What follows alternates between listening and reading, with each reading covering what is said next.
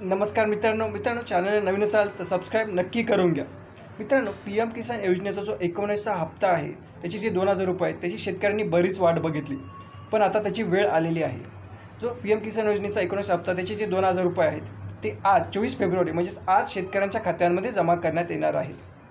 पंतप्रधान नरेंद्र मोदींच्या हस्ते एका कार्यक्रमामध्ये हे 2000 रुपये आज शेतकऱ्यांच्या खात्यांमध्ये जमा करण्यात येणार आहेत। आता तशी अजून एक चर्चा जी चालू होती ती म्हणजे PM किसान योजनेच्या 19व्या हप्त्याच्या 2000 रुपयांसोबत नमो शेतकरी योजना जी आहे, नमो शेतकरी योजना त्याचासुद्धा हप्ता शेतकऱ्यांच्या खात्यांमध्ये जमा करण्यात येईल, पण तसं कुठलंही नोटिफिकेशन, तशी कुठलीही माहिती सरकारने दिलेली नाही।